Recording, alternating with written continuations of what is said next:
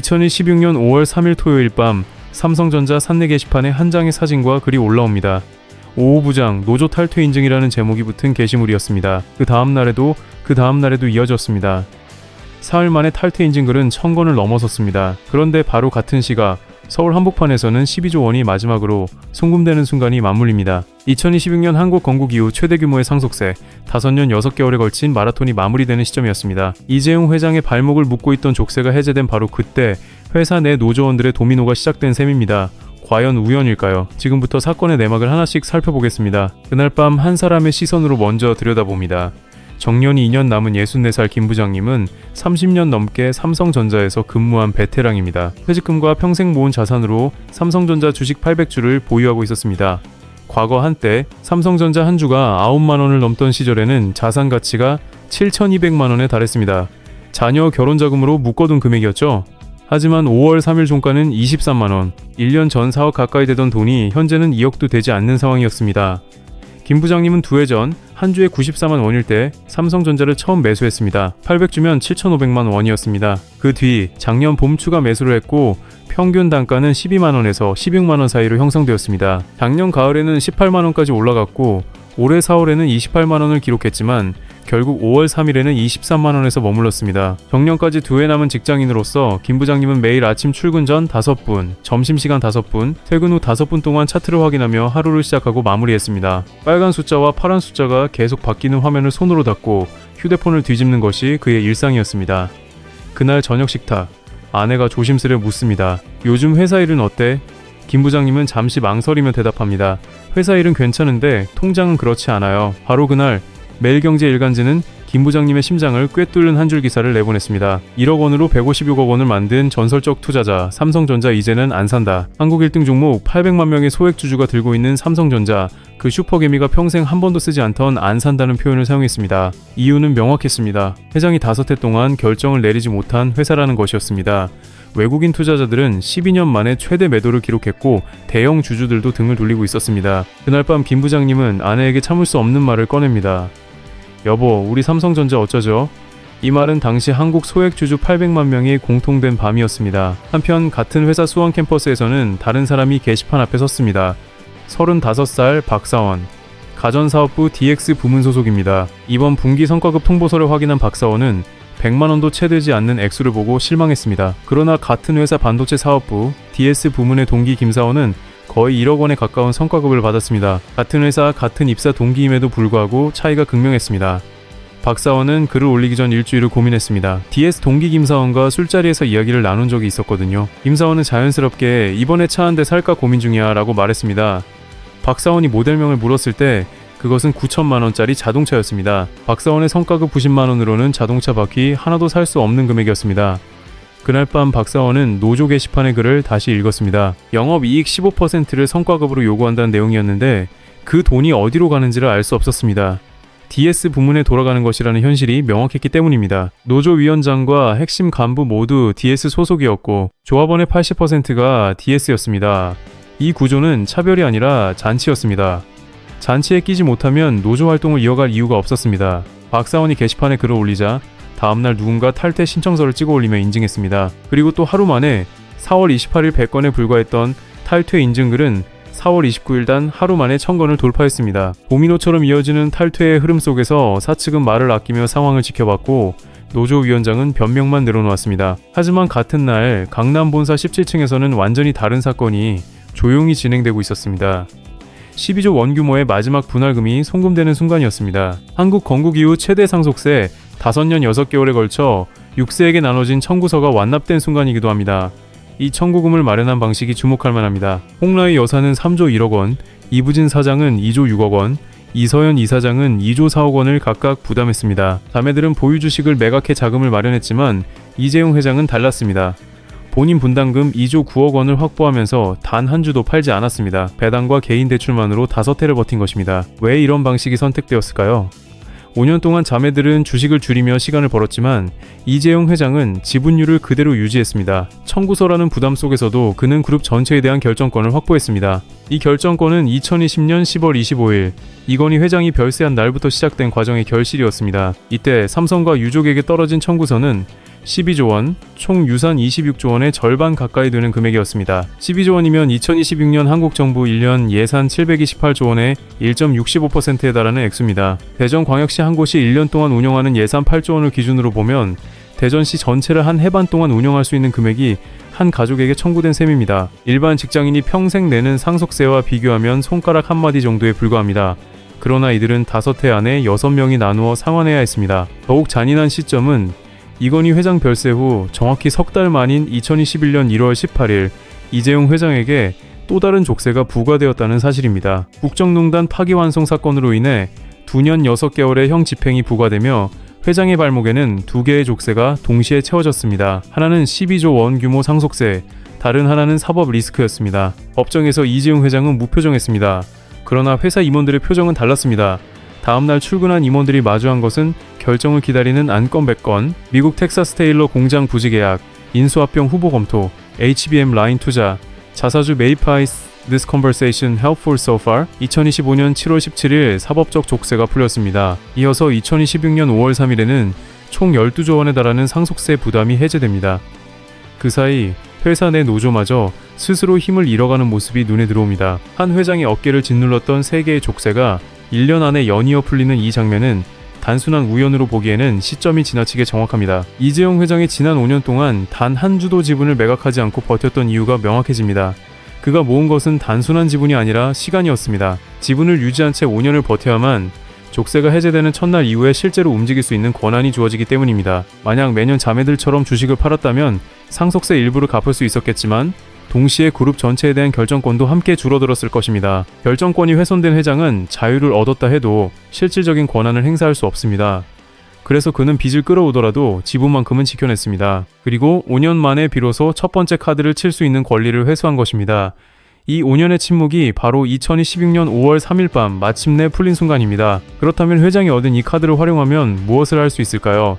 첫째는 자사주 소각입니다. 삼성전자 이사회는 4월 2일 총 14조 5,800억 원 규모의 자사주 소각을 결의했습니다. 보통주 1,360만 주, 우선주 1,360만 주가 동시에 시장에서 사라집니다. 일상으로 비유하자면 8조각으로 나눈 피자에서 한 조각을 사장님이 가져가면 남은 7조각의 크기가 자동으로 커지는 원리와 같습니다. 주주 한 명이 보유한 한 주의 지분율도 이에 따라 상승합니다. 예를 들어 시가총액 약 1,650조 원을 기준으로 하면 이번 자사주 소각으로 주식수가 약 0.9% 줄어듭니다. 한 주당 가치로 계산하면 약 2,000원이 상승하고 만약 김 부장님이 800주를 보유하고 있다면 자동으로 160만 원이 그의 통장으로 들어오는 셈입니다. 한 분기마다 반복되는 자사주 소각만으로도 상당한 가치 상승이 이루어집니다. 둘째는 인수합병입니다. 무죄 판결 직후 진행된 2조 4천억 원 규모의 빅딜은 시작에 불과하며 상속세가 완전히 해제된 이후에는 더 큰 규모의 매물도 충분히 인수할 여력이 생깁니다. 셋째는 지배구조 개편입니다. 현재 삼성생명이 삼성전자를 지배하는 구조를 손볼 수 있는 정치적 금융적 환경이 5년 만에 처음으로 갖춰진 것입니다. 이러한 카드셋을 행사할 시점에는 노조도 이미 힘을 잃어 회장의 입장에서는 30년에 한 번 올까 말까 한 게임 환경이 조성된 셈입니다. 하지만 이 그림을 주주 입장에서 보면 양면이 존재합니다. 한쪽은 두려움입니다. 매일경제신문에는 막대한 재산을 가진 투자자가 안 산다고 단호하게 선언했고 외국인 투자자는 12년 만에 가장 큰 폭으로 주식을 매도하고 있으며 소액주주가 1년 사이 100만 명 감소했습니다. 김 부장님이 느끼는 통장의 빨간 숫자는 바로 그 100만 명 중 한 사람의 결정과 연결됩니다. 반면 다른 면은 기회입니다. 5월 3일 이미 4월에 결의된 14조 원 규모 자사주 소각, 5년 만에 회장이 회수한 카드, 약화된 노조까지 이 모든 조건이 갖춰진 날 주가 23만 원은 5년치 족쇄가 풀린 첫날의 가격으로 기록됩니다. 향후 주가 향방을 단정할 수는 없지만 5월 13일 임시대 의원에서 내려지는 결의와 그 동력이 향후 6개월 주주 통장에 큰 영향을 줄 변곡점이 될 것입니다. 같은 날 35 박사원은 또 다른 관점에서 5월 13일을 기다립니다.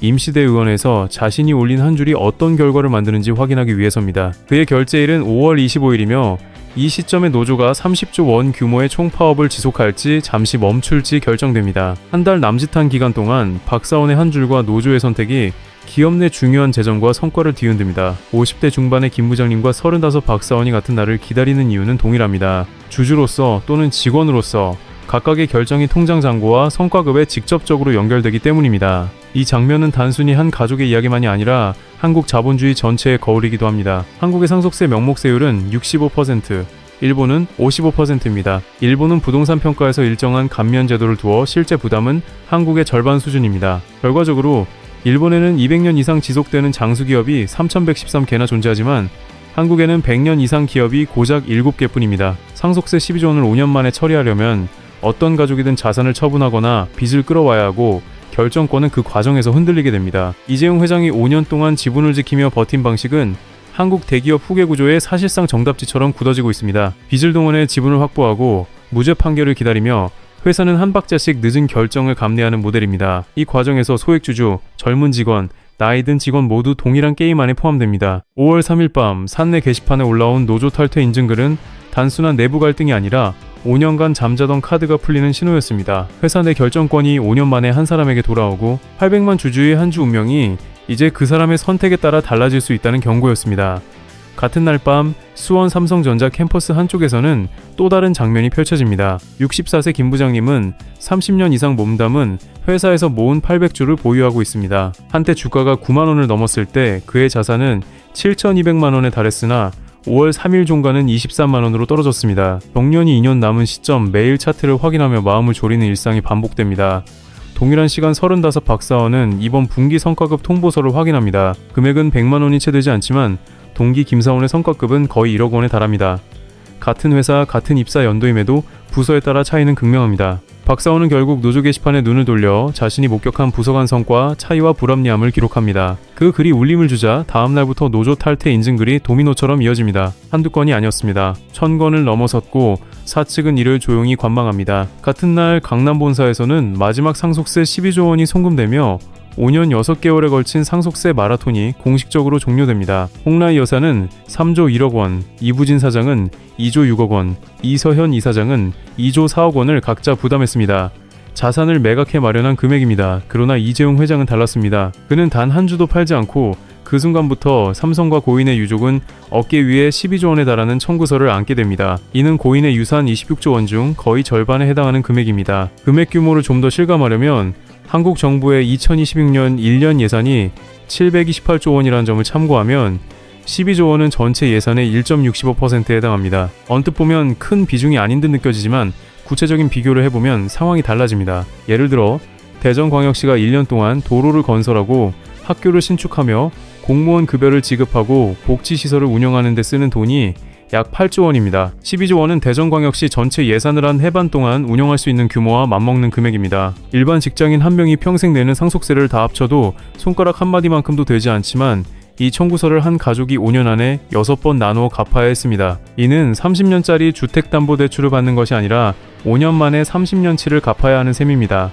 더욱 잔혹했던 점은 청구서가 떨어진 시점입니다. 고인 별세 후 정확히 3개월 만인 2021년 1월 18일 이재용 회장에게 또 다른 부담이 주어집니다. 국정농단 관련 파기환송심에서 2년 6개월형을 선고받은 회장은 그날 법정에서 두 개의 족쇄를 동시에 채우게 됩니다. 한쪽은 12조 원짜리 세금 부담, 다른 한쪽은 사법 리스크입니다. 그날 회장의 무표정 옆에서 회사 임원들의 표정은 달랐습니다. 다음날 출근한 임원들은 결정을 내려야 할 안건이 100건 이상 쌓여있는 책상을 마주했습니다. 미국 텍사스 테일러 공장 부지 계약, 인수합병 후보 검토, HBM 라인 투자 여부, 자사주 매입 등 안건마다 마지막 결재란이 비어 있었습니다. 일부 안건은 임원이 대신 도장을 찍을 수 있었지만 회장 외에는 누구도 결정할 수 없는 안건이 차곡차곡 쌓이는 5년이 시작된 것입니다. 이 두 족쇄가 동시에 작동하는 상황에서 5년 동안 회사 외부에서는 글로벌 반도체 시장의 변화가 급격하게 진행됩니다. 미국이 반도체 공급망 재편을 위해 칩스법을 발효하고 SK 하이닉스는 HBM 분야에서 1위를 차지하며 TSMC는 파운드리 격차를 더 벌립니다. 트럼프 전 대통령이 돌아오면서 한국 반도체에 관세 폭탄을 던지는 상황도 발생했습니다. 결정을 내려야 하는 사람이 자리에 없던 5년 동안 임원들은 하나같이 한 박자 늦었다라고 말합니다. 칩스법 발효 시점, HBM 시장, 개방 시점, TSMC 격차 확대 시점까지 모든 것이 한 박자씩 늦었고 이 반복은 결국 격차로 이어집니다. 이로 인해 5년 만에 SK 하이닉스의 시가총액이 삼성전자 반도체 부문 가치를 추월하기 시작했습니다. 5년 동안 삼성은 주요 인수합병을 단 한 건도 진행하지 못했고 자사주 매입과 소각 등 주주 환원 활동도 미뤄졌으며 텍사스 테일러 공장 투자 결정도 한 박자씩 늦었습니다. 결국 5년이 통째로 사라진 것입니다. 그 사이 이재용 회장은 무엇을 했을까요? 2022년 8월 15일 광복절 가석방으로 풀려나고 2024년 10월 회장 직위에 공식 복귀하며 2025년 7월 17일 대법원에서 무죄 확정 판결을 받았습니다. 사법 리스크 중 한쪽이 해소된 것입니다. 이후 곧바로 인수합병이 활발해졌습니다. 레인보우로 보틱스, 옥스포드 세만틱, 독일 FR, KT그룹 등과의 빅딜이 동시에 진행되며 8년 만에 2조 4천억 원 규모의 거래가 시작됩니다. 8년 동안 억눌렸던 결정을 한 번에 풀기 시작한 것입니다. 하지만 한 가지 중요한 카드는 아직 남아 있었습니다. 바로 지배력 카드입니다. 이재용 회장은 자매들이 주식을 팔아 12조 원을 마련한 것과 달리 단 한 주도 매각하지 않았습니다. 자신이 받는 배당과 개인 대출을 활용해 세금을 충당하며 5년 6개월 동안 그룹 전체에 대한 지배력을 유지했습니다. 매년 주식을 팔았다면 12조 원을 갚았겠지만 결정권은 같이 줄어들었을 것입니다. 이재용 회장은 빚을 끌어서라도 지분을 지켜냈고 그 지분으로 5년 만에 첫 카드를 실행할 권리를 확보했습니다. 5년의 침묵이 풀리는 시점에 회사 내부에서 중요한 변화가 일어납니다. 2016년 5월 1일 DS 부문 게시판에 한 줄의 메시지가 올라옵니다. 너희만 영업이익 15% 가져가면 DX는?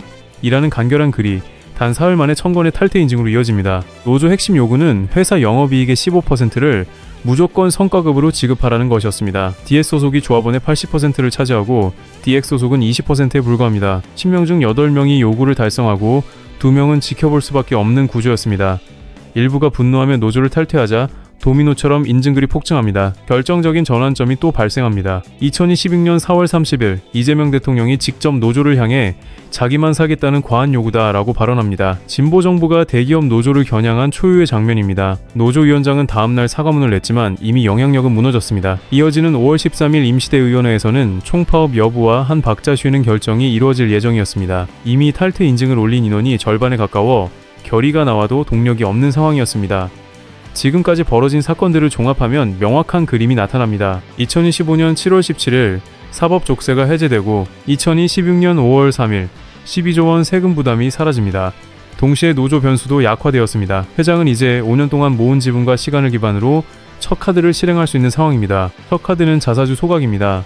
삼성전자 이사회는 4월 2일 14조 5,800억 원 규모의 자사주 소각을 결의했습니다. 보통주 7,335만 주와 우선주 1,360만 주가 시장에서 사라집니다. 이를 일상으로 비유하면 8조각의 피자 중 한 조각을 사장님이 가져가면 나머지 7조각이 상대적으로 커지는 효과와 같습니다. 약 800만 주주가 소유한 한 주의 지분율이 자동으로 상승합니다. 시가총액 약 1,650조 원 기준 14조 5천억 원어치 주식이 사라지면 전체 주식수는 0.9% 감소합니다. 임 부장님이 보유한 800주도 자동으로 가치가 상승하며 한 주당 약 2,000원의 가치가 추가됩니다. 800주면 160만원이 거래 없이 통장으로 들어오는 셈입니다. 한 분기에 한 번만 소각이 진행돼도 상당한 효과가 발생합니다. 다음 카드는 인수합병입니다. 무죄 판결 직후 풀린 2조 4천억 원 규모의 빅딜은 시작에 불과하며 12조 원 세금 부담 해제 이후 더 큰 매물에도 대응할 여유가 생깁니다. 마지막